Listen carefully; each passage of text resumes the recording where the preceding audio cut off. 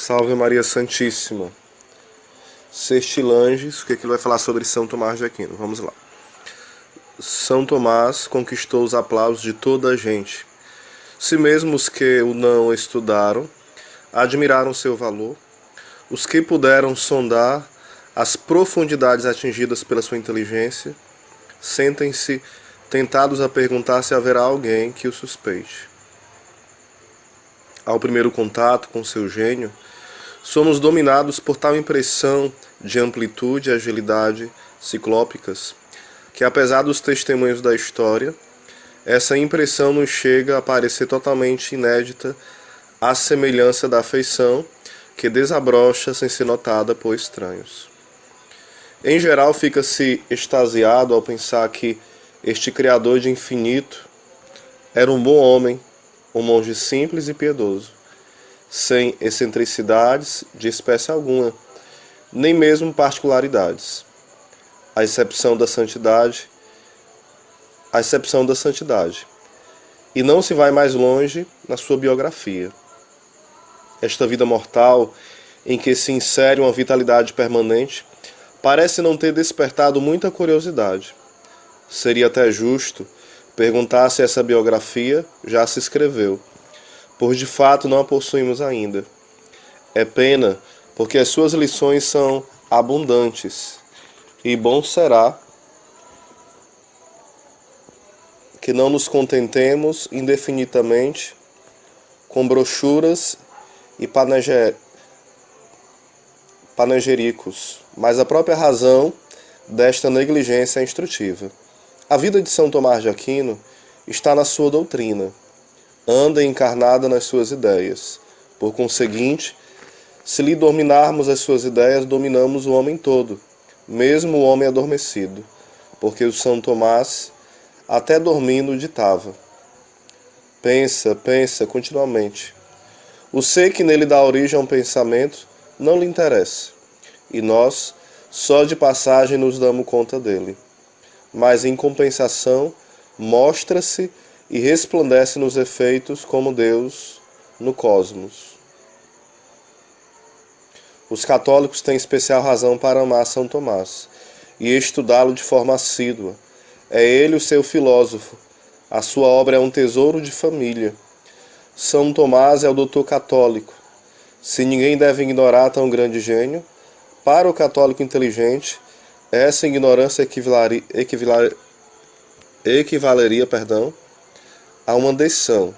Entre nós todos, os que são conscientes da sua responsabilidade, declaram que a sua doutrina é a de São Tomás, que nele vão aurir a mais fecunda seiva os grandes pensadores católicos, e por meio destes toda a Igreja. E por fim, que é perigoso afastar-se dele, designadamente em metafísica. O homem piedoso e culto, dotado de curiosidade intelectual e desejoso de examinar com espírito reflexivo o que imperfeitamente professa, pela sua adesão a um grupo, terá necessidade, pelo menos, de se deter um pouco sobre as doutrinas de São Tomás. É claro que não se exige de todos um estudo em regra, pois em filosofia especializar-se constitui exceção. Quer-se apenas afirmar que a todos seria prejudicial a ignorância de tão grande filosofia. E uma vez que isto se reconhece, fica-se na obrigação de contribuir na medida dos próprios recursos para o conhecimento de São Tomás de Aquino. Não vamos fazer um resumo. Aos de sobra, aos não iniciados, não interessaria, e aos iniciados não faz falta.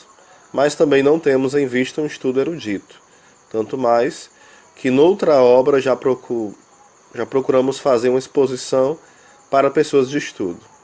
Não vamos, portanto, repetir esse trabalho. Acho que podemos ainda seguir outro processo ao entrarmos em contato com a ideologia superior.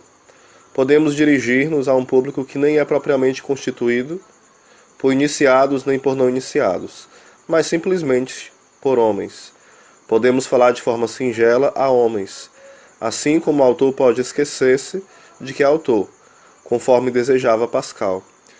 Também se pode esquecer no leitor a qualidade de leitor, isto é, de trabalhador em determinado nível, e atender só à humanidade que nele se representa. Ora, em filosofia, o homem simplesmente homem é aquele que, acima de qualquer preocupação particular, traz para o campo da ciência a curiosidade inevitável do ser vivo, a necessidade essencial do espírito, que o essencial da ciência deverá satisfazer. Não se trata, portanto, de técnica elementar ou científica, nem também de espírito escolar, mas de contato direto do homem que vive e pensa com o que existe e pode ser pensado. É este grau de simplicidade que o nosso livro deseja reduzir à doutrina tomista. E ela presta-se maravilhosamente a isso, porque São Tomás, a lucidez e precisão técnicas, aliou sempre a largueza de vistas do profano que entende. Tanto pior para o nosso orgulho. Os doutos perceberão facilmente o que se esconde sob a nudez destas fórmulas. Os menos cultos não vão aprender porque não estamos aqui na aula, mas espero que compreendam. Isto é, sem ficarem em condições de ensinar, nem de se considerarem filósofos, onde todavia fazem uma ideia deste poema da verdade que é a obra tomista. Disse poema e com razão desde que nos entendamos, pois Santo Tomás é com toda a propriedade poeta metafísico, tomando a palavra no seu sentido mais alto, no sentido de intérprete do universo, do profeta do existente, Deus, a humanidade e a natureza. Segundo este modo de ver, o poeta confunde-se com o filósofo. Santo Tomás é poeta da linguagem abstrata, como Hugo e Pindaro o são das imagens, e Beethoven dos sons, e Michelangelo das linhas e dos volumes. Apenas com a diferença de que a sua poesia se aproxima mais da realidade, porque substitui a interpretação artística, sempre arbitrária, pelo esquema autêntico dos fatos. Analisa o que os outros se limitam a pintar, deduz o que eles só extrinsecamente ligam, faz compreender quando os outros fazem simplesmente ver, e profetiza quando os outros cantam. O tema, porém, é sempre o mesmo. Trata-se do universo e do homem, da divindade e do cortejo, de seres que dela dependem. O que o filósofo pretende é criar em nós uma representação deste todo, um universo novo que será um duplicado do outro, e nos permitirá a nós, que somos tão limitados no tempo e no espaço, habitá-lo em todas as dimensões.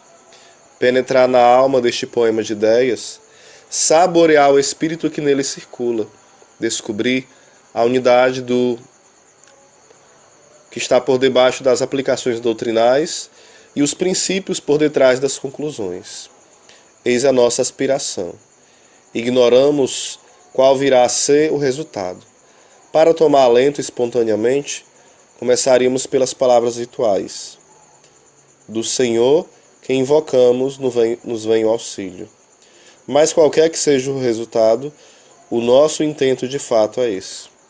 Portanto, evitar-se-ão todos os pormenores e discussões, porque só pretendemos que o manancial apareça e que a sua limpidez se imponha por si mesma. Por conseguinte, também não iremos investir as origens históricas desta corrupção, que, por certo, não caiu do céu assim perfeitamente organizada, sem raízes nos tempos que a precederam. Isso, porém, não interessa ao nosso propósito. Todo gênio tem raízes seculares no passado.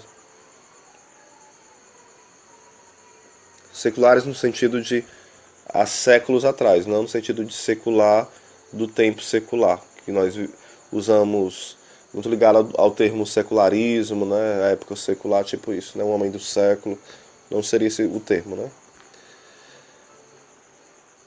Garantia para o futuro de sua perene vitalidade. Toda obra do gênio é obra social, e por isso o maior gênio é aquele que maiores dívidas contraiu e levanta do meio dos homens e das coisas o brado da sua fome insaciável. Mas justamente por isso é que o gênio é sempre novo e independente, pois tem uma fome tão imperiosa e devoradora que transforma na própria substância tudo quanto recebe do exterior. Vive em plenitude. Ora, a vida e adaptação, assimilação e por isso mesmo criação e manifestação original. O gênio adapta-se mais do que ninguém ao seu tempo. Mergulha nele, adivia-lhe as necessidades, e para as satisfazer, vai aurir na eternidade a seiva que anima todas as idades. Por isso é que ele interessa a toda a humanidade. Então aqui é um pouquinho sobre o filósofo São Tomás de Aquino, né, que também tido como grande poeta metafísico, e sem dúvida a gente pode depois estar aprofundando, né, um pouquinho da filosofia dele em outros áudios. Aqui a gente vai estar aprofundando através de Sextilanges, um grande tomista também. O tema do livro é as grandes teses da filosofia tomista. A gente pode estar em outro momento abordando de uma forma bem mais profunda esse tema, né?